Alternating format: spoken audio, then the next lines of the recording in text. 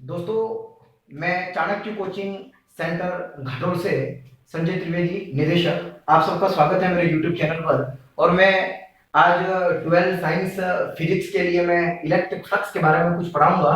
तो आप जरा मेरे चैनल को सब्सक्राइब कर लें और आप इसको ऑनलाइन आप आनंद ले सकते हैं इसका, और अच्छी तरह से अपनी पढ़ाई को जारी कर सकते हैं। क्योंकि भारत सरकार के द्वारा जो गाइडलाइन जारी हुई उसके अंदर स्कूल कॉलेज कोचिंग संस्थान है सभी जो है वो 31 जुलाई तक बंद रहेंगी। अतः मैं इलेक्ट्रिक फ्लक्स पढ़ा रहा हूं, तो जरा आप ध्यान देंगे इलेक्ट्रिक फ्लक्स के बारे में। दोस्तों देखिए, इलेक्ट्रिक फ्लक्स क्या है।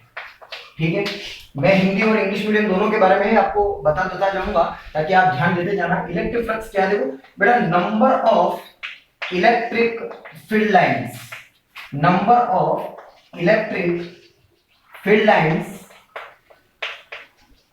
passing through, number of electric field lines passing through any area kept in electric field, kept in electric field। Okay, English medium वाले छात्र ध्यान देंगे कि इलेक्ट्रिक फ्लक्स की डेफिनेशन क्या होगी बेटा। Number of electric field lines passing through any area kept in electric field. उसको इलेक्ट्रिक फील्ड में रखेंगे और उसके अंदर से जितनी पासेस होंगी इलेक्ट्रिक फील्ड लाइंस, वो उसका इलेक्ट्रिक फ्लक्स है। हिंदी मीडियम वाले जान देंगे कि इलेक्ट्रिक फ्लक्स का मतलब क्या होता है। विद्युत फ्लक्स, विद्युत क्षेत्र में अगर किसी पृष्ठ को स्थापित अगर अपन करेंगे तो विद्युत क्षेत्र में स्थित किसी पृष्ठ को लंबवत भेदने वाली विद्युत बल रेखाओं की संख्या या विद्युत क्षेत्र रेखाओं की जो संख्या होती है वो विद्युत फ्लक्स कहलाती है। ठीक है ना, तो विद्युत फ्लक्स की परिभाषा आप समझ गए, विद्युत क्षेत्र रेखाओं की संख्या। सभी को क्लियर हो गया इस बात को कि विद्युत क्षेत्र रेखाओं की जो संख्या है वो किसी पृष्ठ को अगर लंबवत भेदेंगी तो वो विद्युत फ्लक्स कहलाएगी। Is that clear. अब हमारे पास फाई, इसको व्यक्त करते हैं इलेक्ट्रिक फ्लक्स को, जो साइन होता है वो फाई होता है, और फाई बराबर फार्मूला जो होता है वो बेटा E vector dot DS vector होता है। E vector dot DS vector होता है। ठीक है ना, ठीक। तो E vector dot DS vector जैसा हमने प्रीवियस क्लास के अंदर 11 साइंस के अंदर आप सबने पढ़ा होगा बेटा कि ए वेक्टर डॉट बी वेक्टर, देखो बेटिया यहां देखना आप सब, ए बी कोस थीटा आपने पढ़ा होगा, ए बी कोस थीटा। तो यहां पर क्या हो जाएगा बेटा, ये एडी ईडीएस कोस थीटा हो जाएगी फाई की वैल्यू। ठीक है, तो फाई बराबर हो जाएगा ईडीएस कोस थीटा, और यहां पर छोटा सा एलिमेंट ले लेंगे इसलिए इसको अपन डी फाई लिख सकते हैं।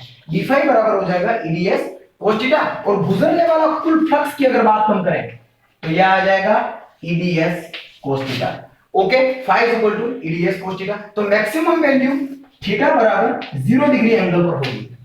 ठीक है, अब ई वेक्टर और डीएस वेक्टर, इसके संदर्भ में हम इलेक्ट्रिक फ्लक्स को अलग परिभाषा से डिफाइन कर सकते हैं। कैसे?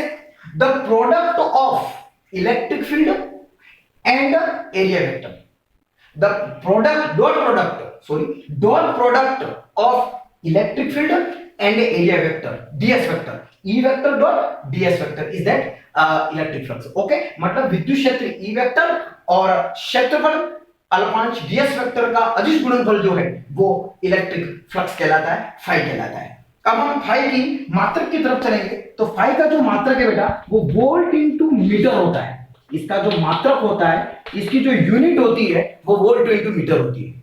फाई की यूनिट वोल्ट इनटू मीटर होती है। बेटा बहुत से बच्चे ध्यान देंगे कि इलेक्ट्रिक फ्लक्स और मैग्नेटिक फ्लक्स इन दोनों में अंतर नहीं कर पाते। एक तो होता है विद्युत फ्लक्स और एक होता है चुंबकीय फ्लक्स होता है। तो चुंबकीय फ्लक्स का जो मात्रक है वो वेबर है।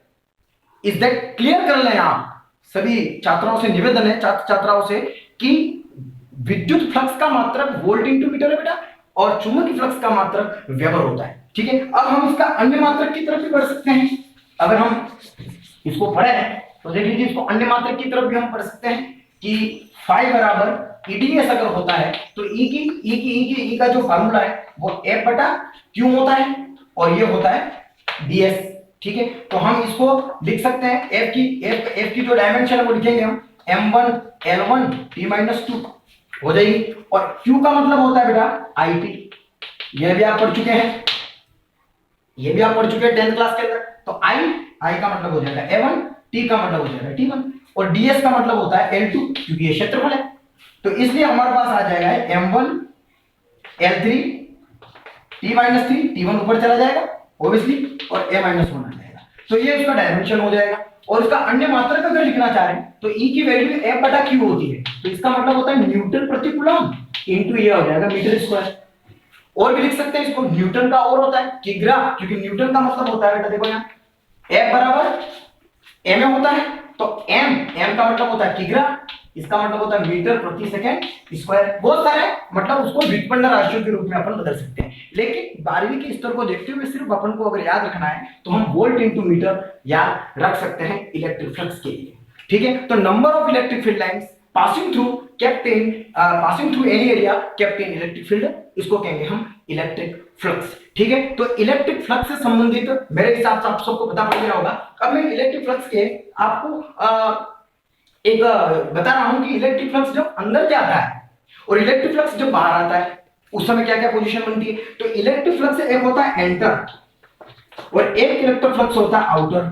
ठीक है, तो इलेक्ट्रिक फ्लक्स जब एंटर होगा तब उसके अंदर नेगेटिव साइन का इस्तेमाल होता है और जब आउट होता है उस समय पॉजिटिव साइन का इस्तेमाल होगा।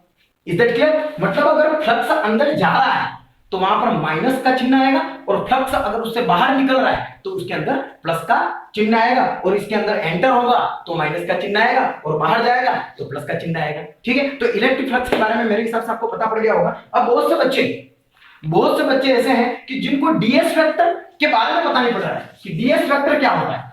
अब डीएस वेक्टर के बारे में उनको पता नहीं पड़ रहा है डीएस वेक्टर क्या है। देखो बेटा मैं आपको समझा देता हूं डीएस वेक्टर क्या होता है। जैसे आपके पास में ये क्षेत्रफल S है बेटा, ये टोटल एरिया S है। ठीक है, अब इस टोटल एरिया के जो छोटे छोटे पार्ट्स है बेटा, देखो यहाँ पे जो छोटे छोटे पार्ट्स है, जैसे ये है छोटा सा भाग ds, तो इसका ये एलिमेंटल एरिया छोटा सा भाग जो ds है।